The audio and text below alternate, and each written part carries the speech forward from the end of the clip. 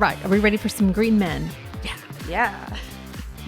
I'm so excited. I was telling everybody about your last episode. Oh my goodness. No pressure. So excited. No pressure. Well, welcome everyone to another week of Case Files with Kat. and Ashley. You don't like to say Case Files? Case Files. I just feel like that's Case File. your spiel. Oh, is it? I just have to say my name. Okay. I'll take it over. Anyways. I'll take it over. So, how was your week? It's been fun. It's been great. We went to a gala. Oh, we yes, went to the a gala, ball. Fancy. It was a speakeasy themed. Listen, I don't ever wear makeup, right? And I wore makeup for this stupid ball, and then I wake up the next day ball and meeting this wonderful party. If anyone from the chamber is listening, okay. Listen, it's not that the ball was stupid, right? But I wore makeup because that's what girlies do, and I woke up and my eyelid was all swollen from. Like, I guess I fell asleep. I don't know if I fell asleep in it or I don't know. It's still swollen and it hurts and it's annoying. So I'm never wearing makeup again. And then I got a cut right here. Oh, I see and it. So people think it's like a damn cold sore. It's not. No, it looks like it's under here. It looks like you bit it real hard, or like it's like you got it pierced. I fell and I hit it. How much did you drink? No, not the night of the chairman's ball, okay, over the weekend. Like, damn.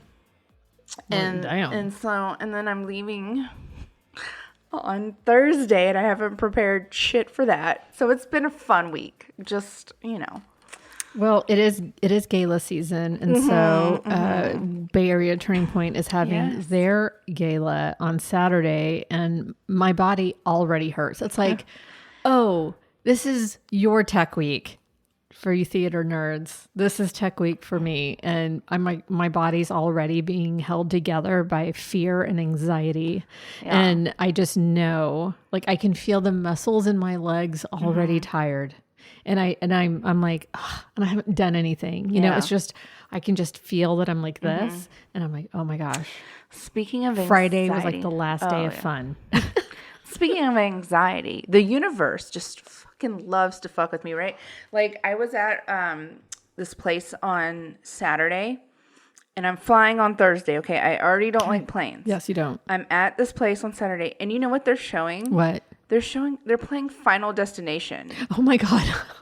Like the first one. And it's the beginning where they're getting on the plane and the plane explodes. Spoiler alert, if you haven't seen that movie for some reason, my bad, I'm sorry. It's like 1,000,000 years old. I was like, really, of all of the movies, could be playing in here at this random place right before I fly is Final Destination. But at least I'm really medicated and just don't care anymore. So maybe the plane will blow up. Maybe it won't. Who knows? Mental health. No stigma. No stigma. I know. Anywho. I definitely, Love I'm it. gonna, yep. Did have an edible before. And I did hear you this time. It was way more fun listening to your crazy ass story last week. Oh, well, this will be a great one. I'm so excited. I'm so ready. Hi, everybody. Hi, welcome. You know us. I did have the question of the week, kind of. It was one of those predictable text thingies. I saw it. Someone posted it. It was hysterical. Yeah, we had some good answers. We hadn't done one in a while. My answer made me feel sad. Oh, so the prompt was to type into your phone, trick or treat, smell my blank, and then let your phone do the rest of the predictive text. Do you want to say yours? Why did it make you sad? Just because, number one, my phone is listening to the conversation that I was having 5 minutes before I did the predictive text. Like, literally, there's no reason for these words to have been in my phone. Okay. The second thing is, like, it says I'm old. Okay, so it says trick or treat, smell my old self in a new thrift store. Beautiful. So I'm old in a new thrift store. Universe is just trolling all of us out here. So Jason was on his way out to the thrift store. That's why that came up, because I said, oh, you're going to the thrift store? And he's like, yeah, I got to find a disco outfit for Saturday. I think he's going to go more Ron Burgundy. Yeah. More Anchorman 70s style to my super disco-y outfit. Love it. Yeah. Mine was trick or treat, smell my friend who had a good time. That was Don't me. know what that means. That was me, bitches. That was me. Anywho. Okay, so let's go. Okay, yeah. So my story, I always feel like it's not long, but I feel like this one is long. Look, so I'm going to try to go through it. I have and last week was couple like an clips hour and to 20. play. All right. So I am still talking about the Alaska Triangle. If you're listening to our episodes backwards instead of in actual order, this is part 2 about the Alaska Triangle. Go listen to the first one. Yes. And so, again, I'm going to talk about a different aspect of Alaska Triangle. Last time I talked about missing planes and some of that and like some missing people. Yeah. And so this one is going to talk about the hairy man of Port Chatham to start. And then I'm Bigfoot? Similar. Okay. And then I'm going to talk about some other crypto animals, myth creatures. Cryptids. Interesting. Other things that have been verifiably proven to exist, as in experts, marine biologists, scientists, all kinds of people have said, yes, these are actual photographs, these are actual proof of evidence, or they've seen them, whatever. Anyway, so the hairy man, it's a theory that he is responsible for many of the missing people in Alaska. Again, if you didn't listen to last week's episode or you need a reminder, 16,000 people have disappeared from here, and that's 3 times the amount of the Bermuda Triangle. So because of the landscape of the triangle in Alaska, or just Alaska in general, many of the forests are you can't even go through them. And there are unexplored lakes and rivers. And to be fair, this could mean so many creatures that have never been seen, according to multiple sources. Like I looked at tons of different sites and surveys and stuff. And on average, 18,000 new species of animals are discovered every year around the world. So to say something like this couldn't exist, or the Loch Ness Monster couldn't exist, or whatever, I mean, how do you know that they don't, right? Like, just because you haven't seen it something doesn't mean it doesn't exist. Okay. So one of the famous stories in the triangle is of the hairy man. So they say he is half man, half beast. He's a man killer for sure. He is described often as a very hairy, huge, ape-like creature. The people of this area, they've been telling accounts of him for centuries. There's been new evidence recently, though, to suggest that he's still around. He's very much still active. He's very much a real creature. And when they say hairy man, they don't just mean like a singular one. There could be multiple, like a tribe of them. But Port Chatham, so it was a bay on the southern tip of Kenai, and it was a former village of the same name. And it's the main place where they think that these hairy man creatures might live. So there's been a series of mysterious disappearances here, unexplained deaths. This is where the Kenai Mountains, the narrow before it goes down into the North Pacific, and it gives birth to lots of rumors that started in the 1930s, and they continue through today. So there is a man named Andrew Comlook, and he had gone out logging in 1931. He was found dead in the woods from a blow to the head. A piece of log moving equipment nearby was used as a weapon. Around the same time, there was an elder named Samoan, and they were at a nearby port called Port Graham, and they said that a gold miner headed out for the day and just disappeared. There's never been a sign of the person. They haven't found their body, no trace of anything. Sometime later, Tom Larson was another man who lived in the area, and he went out to chop wood for fish traps when he saw something large and hairy on the beach. He ran back home for his rifle. What do you? I don't know, large and hairy on the beach. Yes, well, you know. He ran back home for his rifle, and when he returned to the water's edge, the thing had just stared at him, and he never explained why he did not fire, but he did not see the creature again. Then, in 1973, an Anchorage newspaper ran a piece on a retired school teacher who taught in Port Chatham during World War II. She told of a cannery workers. So those are like fishing things for people who don't know. It's like a fishing thing they set up on the edge of the water, and they get the fish and clean them and whatever else. Anyways, they went into the mountains to hunt sheep and bear, but they never returned. Search parties found no trace of them. Rumors began to spread that a mutilated body, torn and dismembered, had been swept by rains down the mountain into a lagoon. So hunters in this area have also reported seeing this creature. They say that there was a group of them, and they were following signs of a moose. They came across man-like footprints that exceeded 18 inches in length. As they closed on the moose, they realized that they and the owner of the big feet that they were tracking were actually going after the same animal. The hunters came down a huge area of matted down grass that held indications of apparent life and death struggle. Beyond the grass, the hunters found no moose tracks, but those huge footprints. They continued to go up the mountain. And so the history of humans living around Port Chatham is relatively short. So Captain Nathaniel Portlock, he was a member of the British Royal Navy. He found sanctuary here in 1786 during his Alaska expedition and praised the site. He said it was just a perfect place to live. It was protected from the ocean. It was just a really beautiful area. It had lots of fish.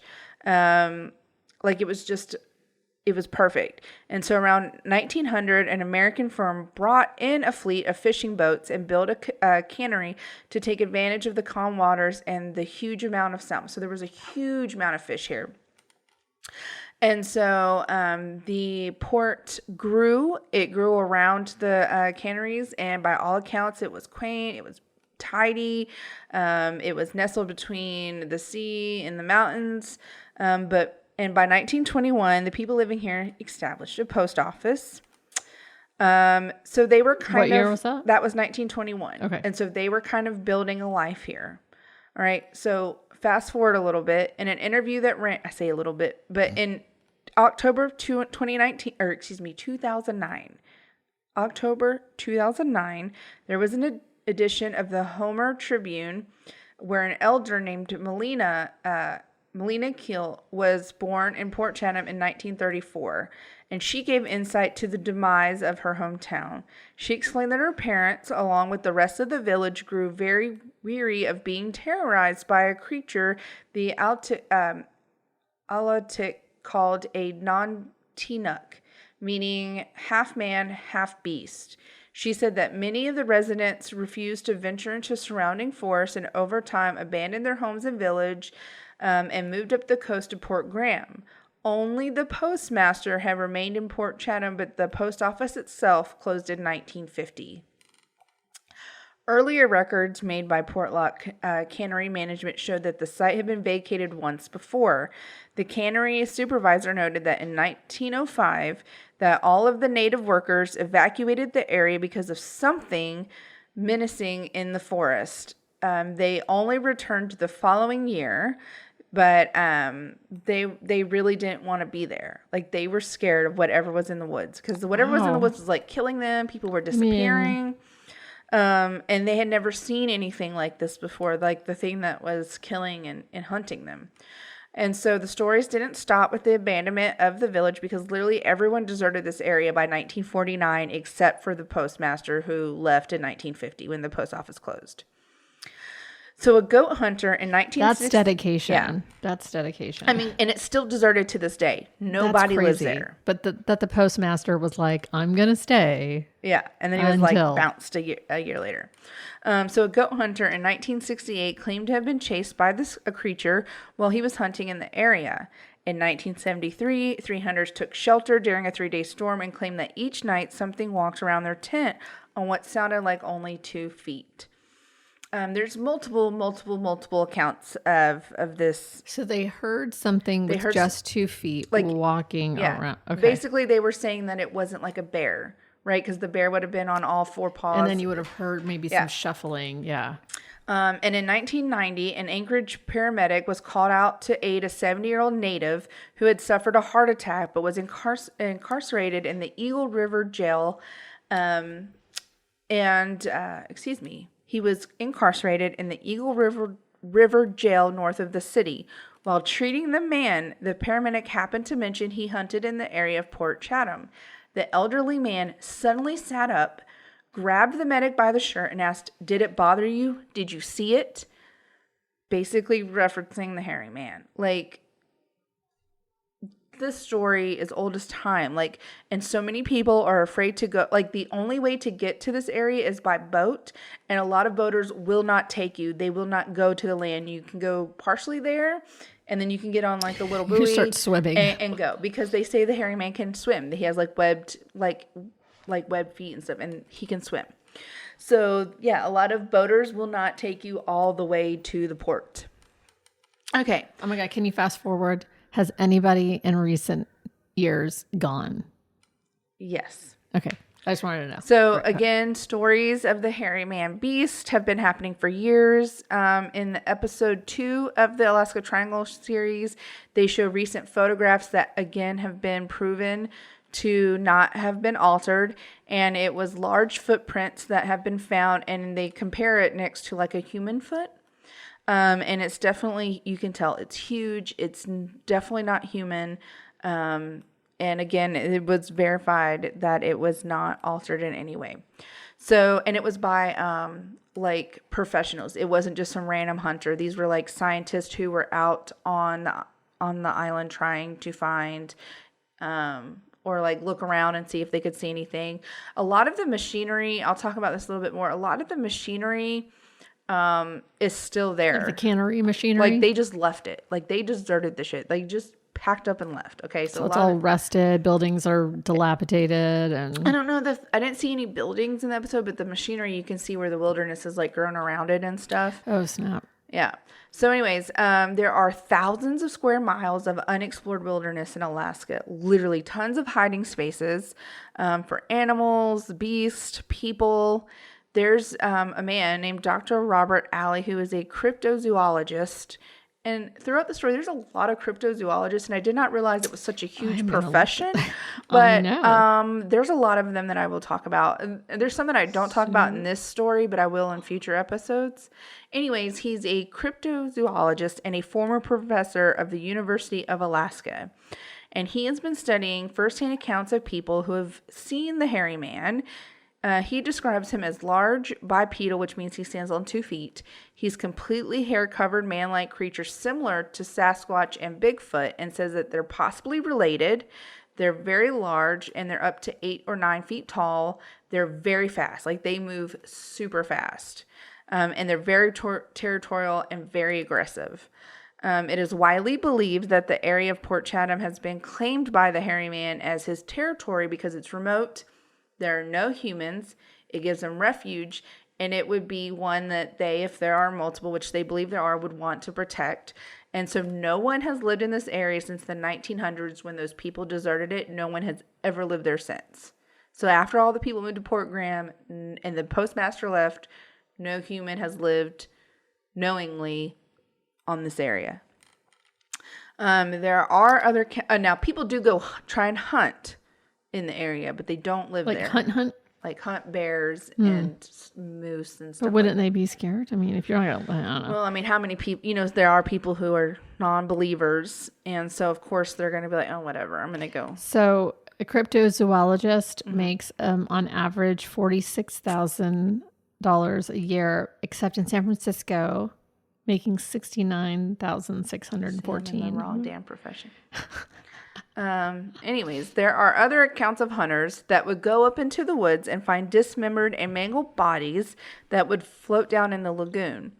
Now, it was determined that these bodies were not dismembered by bear attacks. And the reason they know this is because experts say that a bear could not dismember and mutilate a body in this manner without leaving claw marks or teeth marks. And none of these bodies have those. What do they have? They're just ripped apart, like just ripped to shreds. Like their arms are ripped off, their legs are ripped, like just broken, like ripped off. And a bear couldn't do that? Why? Because they would have left claw marks. Oh. Or teeth marks where they were biting into the person and probably would have also and they also would have eaten. And they also needed thumbs. Yeah. And this just, the bodies are just ripped. Like. So they're not cannibals. Or I guess they're not, if they're not human. They just don't want the humans in there. They're territorial. They don't want humans messing with them. And if they're provoked, they're very aggressive. Wow.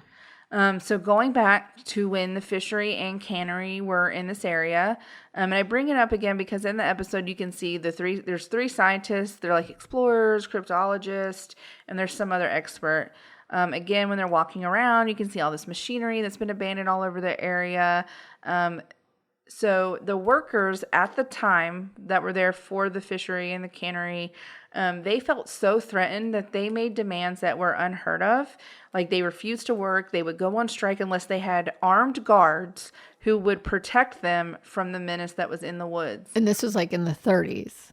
Yeah, like in the 1900s. It was such a perfect area for fisheries, and it was such a good business. Like business was booming. That's crazy. So honestly, for it all to just be abandoned and to still be abandoned to this day, like I don't think these people were making the stories up. I mean, I don't know what they were seeing, but I mean, they were afraid for their, like they gave up their livelihoods, they uprooted their families, and they just moved the hell out of there. Were there family members interviewed during the show, like of that, like descendants of those people? There's not of any one of those people, but there are people from the town surrounding that were interviewed. I'm actually about to play a clip from Dr. Robert Alley, that cryptologist. When he was asked if these creatures were supernatural, he said this about it. And I say that they asked him if he was supernatural because they talk about how fast these creatures are. And some people said it was almost like they would appear and then disappear. Like they were coming through some kind of spiritual portal thing. So this is what he has to say. Supernatural? Yes and no. They have abilities that we find as Westerners difficult to explain. But when the natives look at it, it fits into their interpretation of the natural world pretty simply. In the native culture, there's no separation between the spiritual and the physical. For them, the mysteries of the Alaska Triangle are just a part of life. So it goes on to say perhaps the hairy man is moving in and out of the spiritual world, which I just find crazy. But I mean, these people just... They truly believe in it. So Alaska is massive. You could very literally spend an entire lifetime exploring and still not see everything. Alaska is 663,300 square miles. It is 2.5 times as large as Texas. And so there's been lots of researchers and scientists who say it's just physically impossible for all of Alaska to be explored. And so this is one more account. This is from a local who had an encounter with what she claims is the hairy man. So this is a local. This isn't like an expert or anything. This is a local current. Yes. Okay. And she lives on a lake that I'm going to be talking about another creature here momentarily. Teacher Sarah Armstrong lives overlooking the lake. But she grew up most in fear of Iliamna's Bigfoot creature, what the locals call the hairy man. I remember growing up as a little girl, we would tease each other when we were out late at night. Watch out for the hairy man. And, it'd kind of give you this spooky feeling and the chills. But it was as an adult that Sarah had a firsthand experience. Myself and two of my friends, we were going on a camping trip. And Ray, who's up in the bow, says, "What the hell is that?" And we're all looking in this direction, and our mind are just wondering what it is we're seeing, and you're trying to focus your eyes. And within just a blink of an eye, it was gone. It just disappeared, and we were just kind of in awe and stunned for a moment. And then we look at each other like, is that what we think we just saw? Did we just see this? It just looked like a tall, black figure. And so that's a local, and she goes on, I mean, she talks for like another 2-3 minutes about her encounter. And so a lot of locals truly fear. Like, they will not go. Like I said, boaters won't take people all the way out there. People won't live there. People won't work there. Some people will hunt there, not a whole lot. Now, people have seen the hairy man supposedly in different areas around Alaska, but the most concentrated area is always Port Chatham, because they feel like that's where they live, like that's their territory. So that is him. That's hairy man. That's one creature. Oh. I'm never, ever, ever, ever, ever going to Alaska. I'm just telling you right now. I kind of want to now. Because Alaska, when I think of the hairy man, aka maybe possible cousin of Sasquatch or Bigfoot, I'm like, well, how much could it get worse? A lot. So again, Alaska is massive.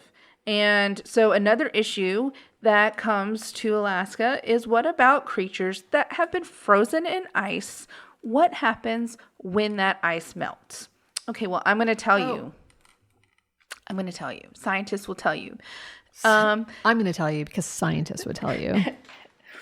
I looked at a lot of scientists and research for these things, because I'm like, I have to know if these people are just crazy or if these things have been talked about by actual people, like I don't mean actual people, but like scientists, researchers, those kinds of things. But a cryptozoologist is not pseudoscience. Okay, but I'm talking about actual scientists. Okay. Like biologists, marine biologists.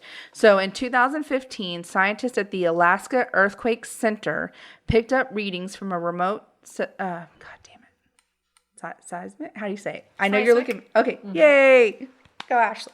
I'm only 36 years old. Anyways, they picked up a remote seismic monitoring station that they could not explain.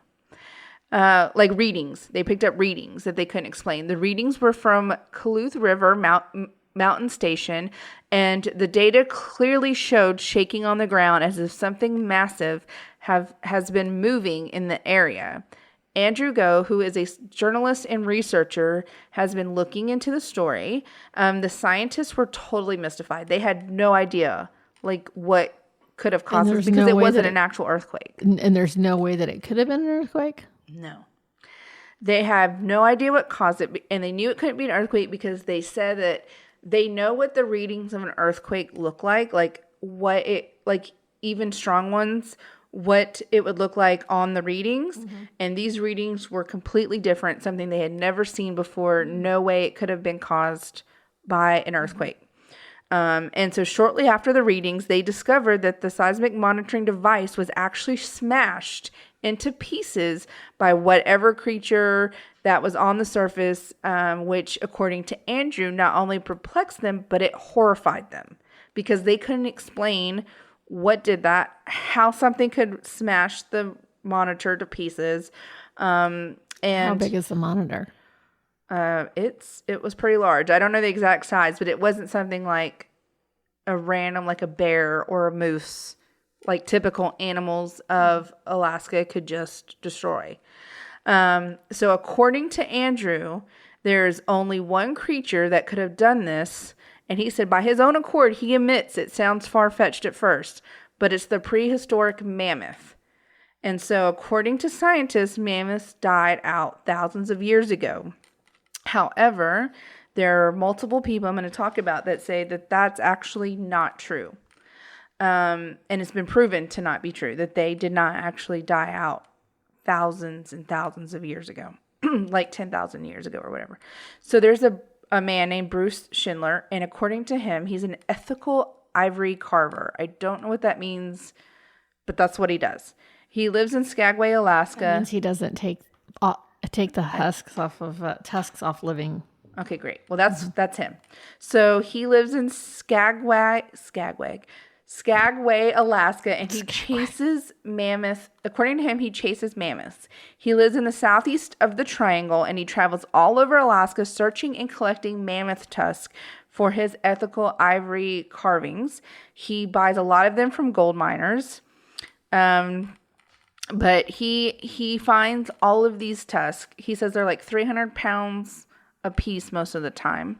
So scientists say that Alaska was a perfect habitat for mammoths because it didn't have glaciers, as obviously living on a glacier would be difficult unless you're like a penguin, a polar bear, or something like that.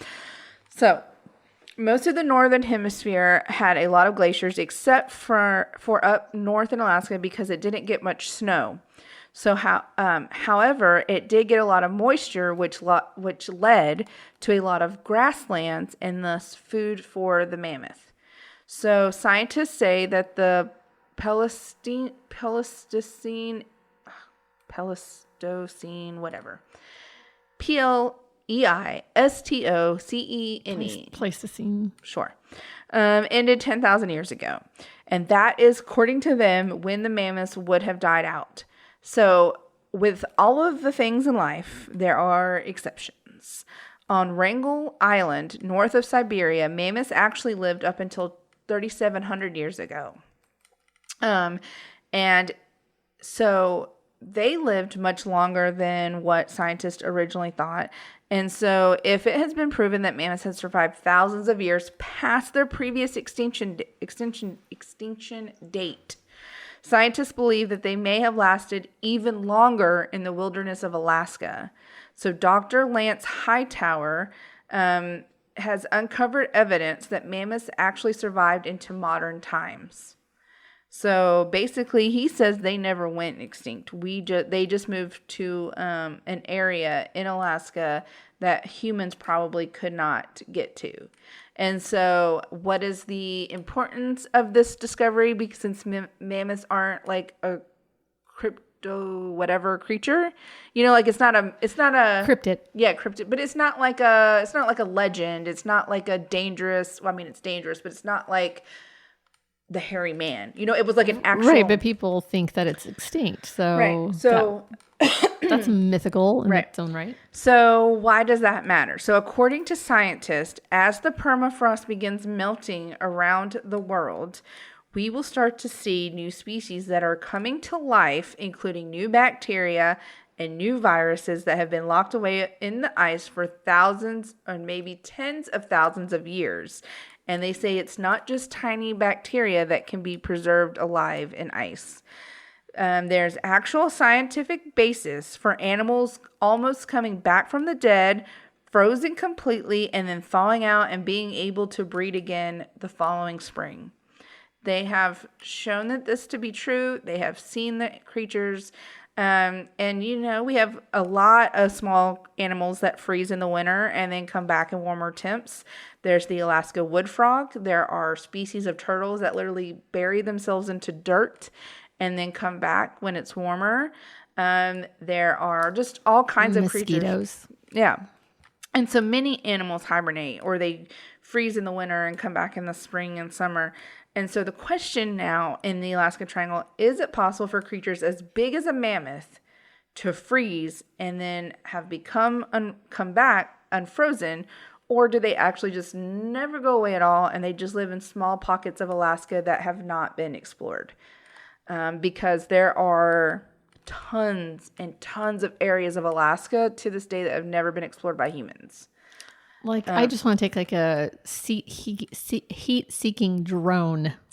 So when their scientists and stuff were in the Port Chatham looking for the hairy man, they actually used heat-seeking, and they have a lot of recordings of heat being given off by, like, they set up a nighttime camera, and there was something on it. It was a little too far, but it was standing up. And of course, they didn't want to say it was for sure or not because they didn't want to say anything that they couldn't like factually say. But they did use heat cameras and stuff. And it was just that object was giving out so much heat. So they do use those in some parts, but they haven't used it in this. So anyways, if mammoths have been unfrozen, what other creatures does that mean are out there? Well, let me tell you. I don't want to know. Because, again, the hairy man and the mammoths, they're, whatever. But there have been... They're whatever. If you fucking saw a hairy man, you would not be like, I'm just saying... You're not a goblin. I'm not going to go to the port where I know that the hairy man probably is, right? Like, I can avoid him. Okay. Mammoths, I'm probably not going to go to where they're living, right? It's okay. true. It's true. But there have been many reports of a Loch Ness type monster creature thing living in Alaska. And it is one of the strangest stories from the Loch Ness. Loch Ness. Like that kind of Loch Ness type monster? Yeah. Okay. And it takes place in the depths of a vast and isolated lake. I don't know if you know this, but Alaska has over 3,000 rivers and 3 million lakes. That is a lot of goddamn water for unknown creatures to be just floating around, doing whatever. You know what I'm saying? Like, that's a lot. That's a lot of fucking lakes. Most of the rivers and lakes have never been explored by people. 3 million lakes. You said 3,000 rivers and 3 million lakes. I don't know. That's what it said. God damn. And they have not been explored. That does seem like a lot of lakes, but that's what they said. I mean, even if you explored one a day, you'd never in your lifetime. So the creature in question is said to live in Lake Iliamna, and from outside experts to locals living in this area, there have been many reports of this creature. It is not just a legend. It is referred to as the Alaskan Loch Ness monster. The lake where the reports generally come from is 77 miles long, 25 miles wide, and in some spots it's over 1,000 feet deep. It is the biggest lake in Alaska. So many of the locals claim that there are, and scientists have backed this up, there are underwater channels that connect most of the waterways to one another. So if there are creatures, they can swim and easily get to other waterways. That's how the fish travel around. Okay, great. Anyways, this lake is also the second biggest freshwater lake in the United States. Also, it is one of the hardest places to get to because it's hundreds of miles from the nearest main road, and when viewed from the area, the lake is shaped like a giant fish. That has nothing to do with the story. That's just a fun factsies for you. It's like a I gotta look it up. What's it called again? Lake Iliamna. Sure. Spell it. Let me go back. Iliamna. I gotta go back in my story. Sorry, guys. Okay, great. Because I don't know where it was. Oh yes, I found it. Anywho, okay. In one of the latest spottings of this creature, there were a handful of people in the summer of 2017 on the beach. This is the description of the spotting by someone who got it on camera. I'm going to play that clip right now. Are you showing me the sign? Yeah. I don't know. They said it doesn't really look like a fish. But okay, go ahead. Scientists would like to disagree with you, Kat. Sure. Because on the show they show it and they say it looks like a fish. So you take it up with tadpole. Okay. But go ahead. If someone would like to charter a plane for us to fly over Alaska so we can settle this argument in person, please let us know. I'm just looking at the map from Google Maps. Okay. Well, I'm going to play this clip now from a person who saw this creature thing. And as I looked out and I saw something in the lake, and there was at least half a dozen people that had gathered around to see what was out there. And at that time, I had my cell phone out and I was recording in case something was to surface. Probably somewhere between 300 and 500 yards off the beach, there was something that made some pretty big wakes, and everybody there witnessed it, and I got it on a short video clip. Okay, so. Oh my God, did they play the video clip? They did.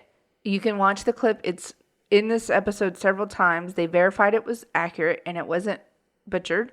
And there's other people on different days in different areas that have clips of a similar looking creature.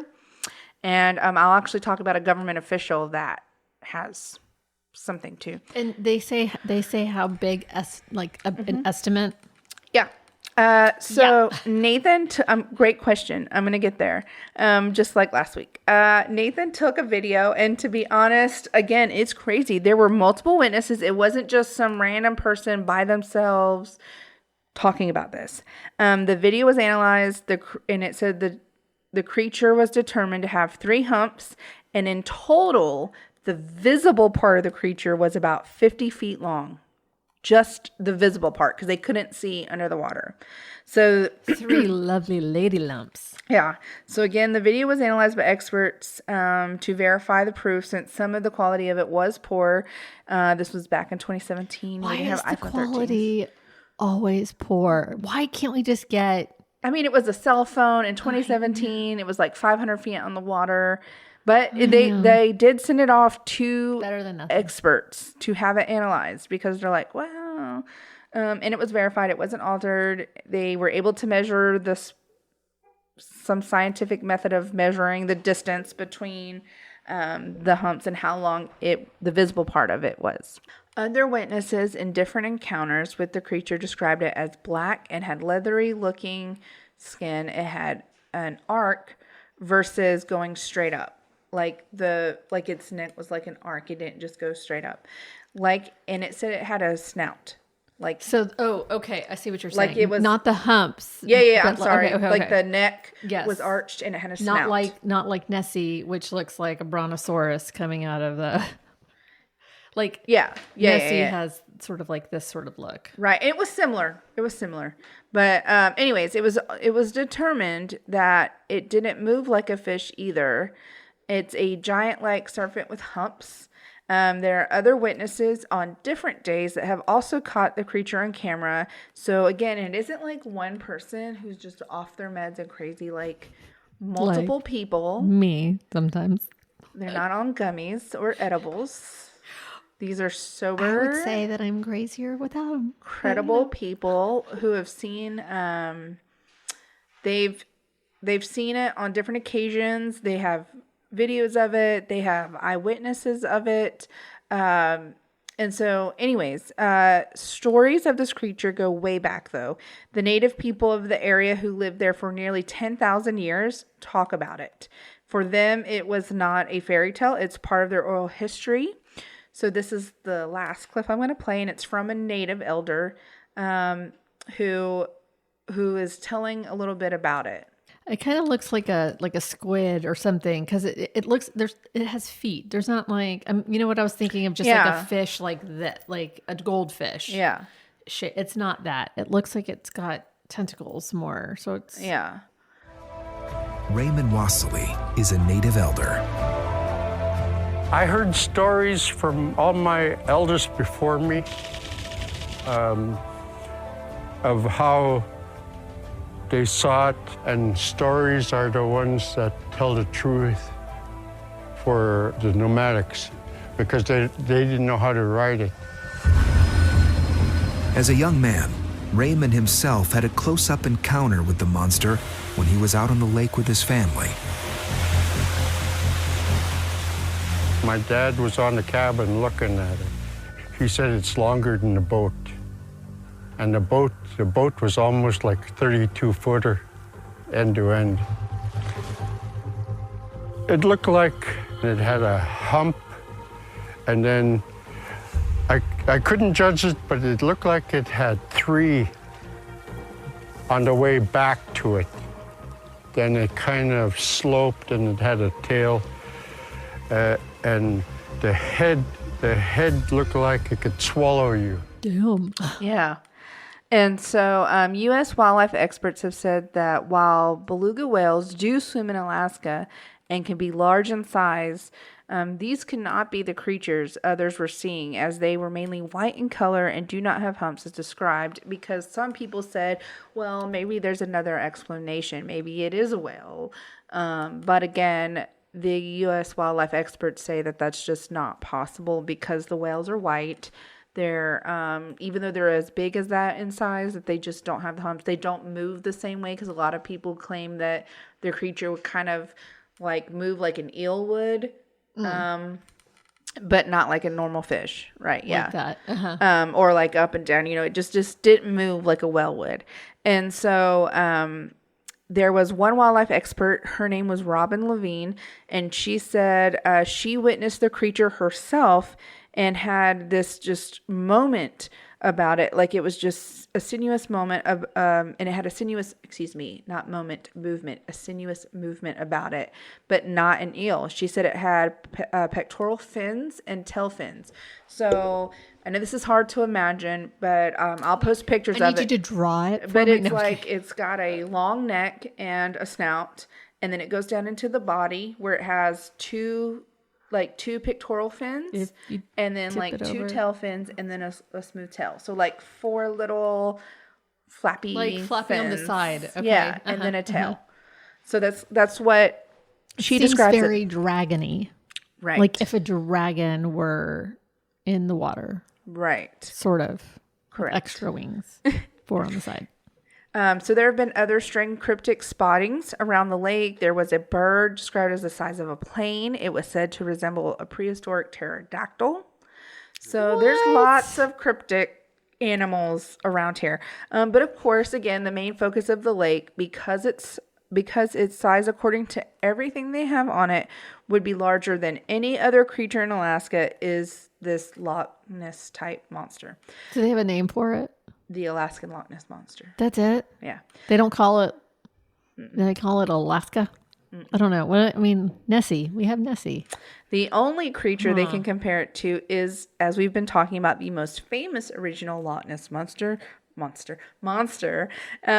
have all heard from Scotland. If you didn't know, Loch Ness monster because it was from Loch Ness, Scotland. Right.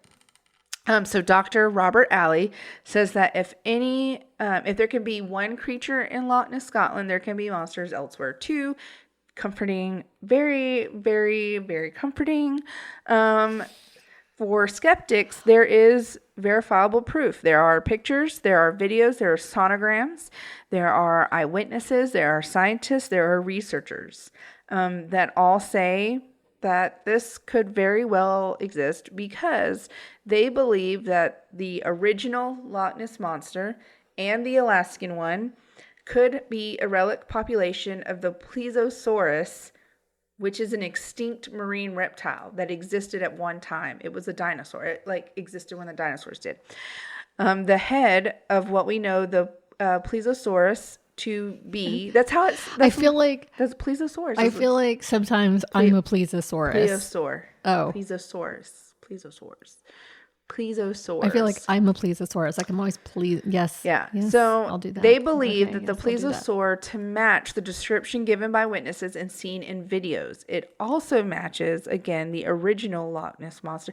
Like the head of it, the neck of it, it all matches what this plesiosaur looked like in its time. Please post these pictures. I will. There's lots of pictures.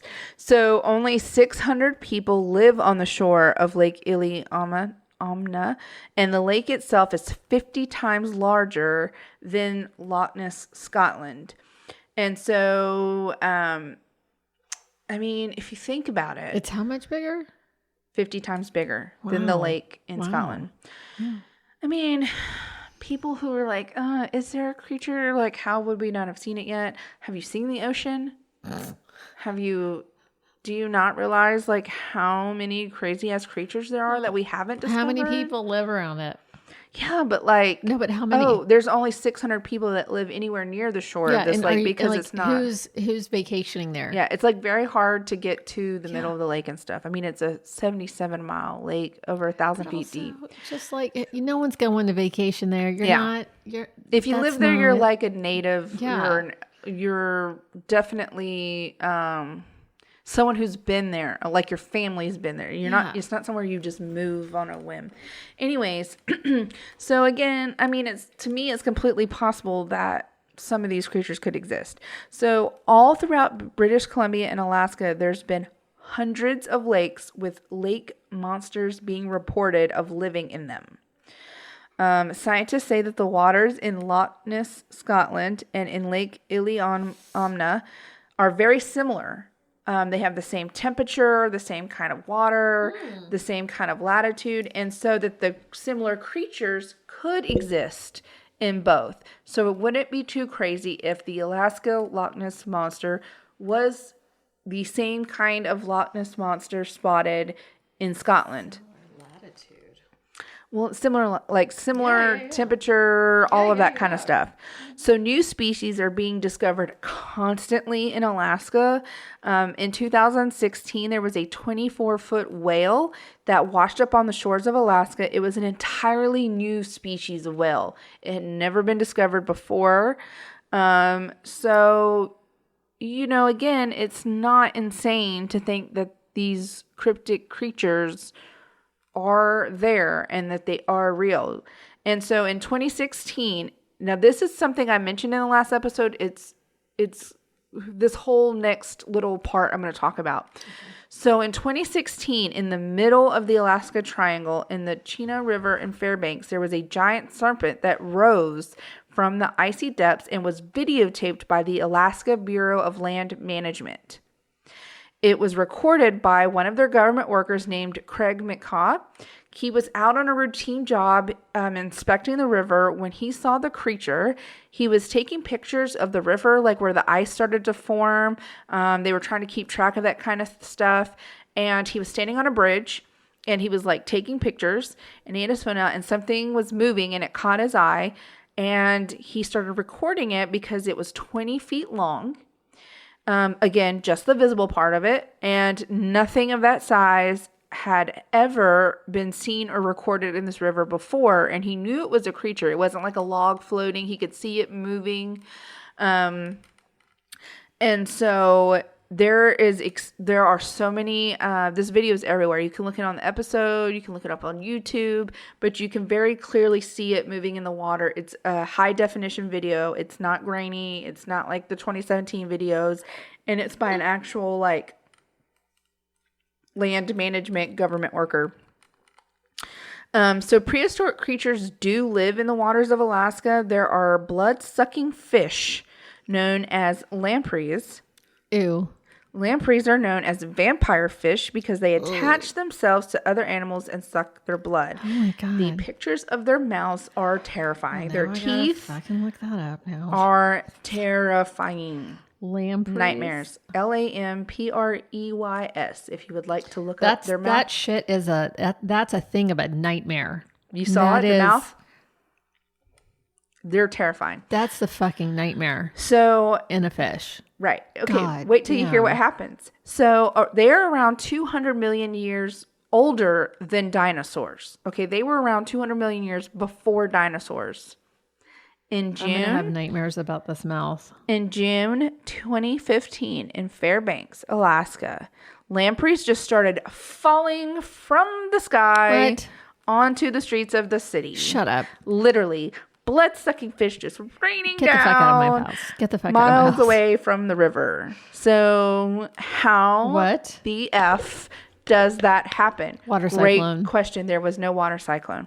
Researchers to this day. Some asshole picks them up and just decided. No, like massive amounts. Oh my God. Researchers have never to this day established how this happened. They do not have any explanation. There was no storm that day. There was no wind of that day. There was no storms. There was nothing. It was not something that people could just put up in a plane and drop. Like, it literally started raining these damn fish. Oh my God, if that was not bad enough, the serpent that was filmed in the river is filmed where the lampreys normally live. And so researchers believe that maybe this is a giant prehistoric blood-sucking serpent because it was in the same water where the lampreys live. So they say they could be related, and this is like a giant one. How did they fall out of the fucking sky? They don't have an answer. I need answers, they don't Ashley. know. Researchers to answers. this day have not been able to come up with a reasonable explanation of how the fuck that happened other than... Well, God damn it. I'm not a scientist. I don't know what to tell you. Going back to the Loch Ness Monster-like creatures. So while in Scotland, there have only ever been evidence that one exists there, in Alaska, there's evidence that multiple creatures exist. They believe there's at least 3 of them, and they all exist, and that they're at least 60 feet in length. That's including the whole visible, non-visible part. Together, 60 feet. So the thing that the guy recorded was at least 60 feet. Is that what they're thinking? The original creature in the videos with the humps are like 50 feet, but they assume like all There's together more. it's 60 feet. Okay, And there's but at least not the eel. 3 creatures. Yeah, not the serpent. We're going back to Okay. Loch Ness monsters. So there is a radio host in that area, and he started his own investigation because he started receiving lots of calls from listeners about spottings of these lake creatures, wanting answers. They exist in the Great Lakes too. Yeah. Oh, the lampreys? Yeah. So in his investigation, he found a secret government report. So the Alaska Department of Fish and Game at one time had kept a file of all of the sightings of the Loch Ness monster type creature to see what kind of consistency there might be in those reports. So when he asked for them to give him a copy of that report that he had previously seen, like he wanted the redacted, they claimed that file never existed and he could no longer find it anywhere. So they destroyed this file they had. He had the copy of it that wasn't redacted. And then he's like, but what is this? And they basically said, oh, we don't know what that is. They're like, put it in the shredder right in front of them. Oh, what are you talking about? So according to scientists, if there is one monster, there are multiple because there has to be a breeding population. Gross. Ugh. So I'm quoting Dr. Robert Alley here. There's a guy teaching you how to cook a lamprey. Oh, God, no. No, that's how popular they are. Okay. Quoting Dr. Robert Alley, he says, there can never be just one. When you have a biological population, you've got to have significant numbers for maintaining a gene pool. It's like roaches. So, according to marine scientists that study the area, if you have salty water at the bottom of a lake, such as the one where these Loch Ness monsters are being seen, that is oxygenated. Oh my God. Oxygenated. Yes. By some geological phenomenon. Guys, whatever. You know what I'm saying. You could have some really unusual animals living down there that could stay down there. They could be inactive. And then when the fish start coming, like when it's the season for like the salmon and stuff to fish through, go up, eat their 5,000 pounds of fish, and then go right back down to the bottom of the lake and not come. And then that's how the marine scientists basically explain why the creature isn't seen more often, right? Like it's living at the bottom of the lake. It's got the oxygen down there, and it only comes up to eat the fish when they're in season. And then when the season's over, it's just gone again. It doesn't need to come up to the surface. It doesn't need to breathe because it's got the oxygen down there. So I'm going to end this story with a quote from Robin Levine. She's the scientist, environmentalist person who I talked about earlier. She had been out. I didn't talk about this part. She had been out doing some research, and she actually saw the creature. But this is a quote from her. She says, it's easy to dismiss what we call myths. Dismiss, yes. Mm-hmm. What we call myths and what we call legends until you've actually witnessed it yourself. And then you realize what people refer to as myths and legends is actually local knowledge. So I'm never going to Alaska. The end. But you're going to tell us all about it. I have like 500 more parts I can do about the Alaska Triangle. Ships that have gone missing, UFOs, paranormal cabins. I can't wait. But that is my story about the cryptic creatures that have been spotted, and food for thought about creatures melting from the ice and unexplored parts of Alaska, what could be out there living that we have never seen. You should have like a warning. If you are anxious about shit, do not listen to this episode. You got serial killers on one side of Alaska, and then on the other side, you've got creatures that are also trying to kill you. The weather's trying to kill you. Which would you rather have? So, I mean, I think I would rather be killed by a mammoth. Like trying to ride a mammoth than being killed by a serial killer. Like, here. I know. I'd be like, oh, you're so cute. Let me pet you. And then, bam, dead. But, I would rather have that than a serial killer. You know what I'm saying? I mean, how many people can say they were killed by a mammoth, right? Versus a lamprey. Oh, right. Oh, gross. Yeah, I don't... I will say there was no reports of that Loch Ness monster creature attacking anybody. And the serpent never attacked anybody. It was just the hairy man that attacks people. Because he's a man. Well, and so maybe the creature just wants to eat his fucking fish and be left alone. Like, give him some space, man. Boundaries. But anyways, healthy boundaries. Well, we're gonna have Sarah in your place for the next couple of weeks. Oh, that was loud. That sure was. For the next couple of weeks, because you are going out of town. Yes, I know. And then we're gonna have a break. And then we'll be back. Life, it's Halloween crazy. And all that. And then we'll be back. Yes, for a couple weeks. And then maybe there's a break in there. I don't know. We haven't decided. I'm really sorry. I'm gonna miss your really fucked up story. So sad. You'll just have to listen to it. I told Sarah, I was like, me and my nieces will just gather around and listen. Oh yeah. I'm just kidding. Oh, it's gonna be so nice. Family time, bonding. Mm-hmm. My brother will never have me back. Bonding over mutilation. No, this was a story that I thought sounded neat, and then it just ended up being fucked up. And I warned Sarah. She was like, shocking. She hasn't been on in a while, so it'll be good to have her. I know you guys are all missing the Sarah segment.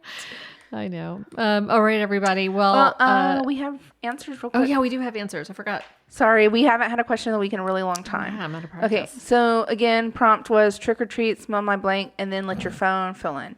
So Sarah says trick or treat, smell my same thing that you get when you're drunk. All right. Catherine says trick or treat, smell myself for the rest of the night. Wow. Okay.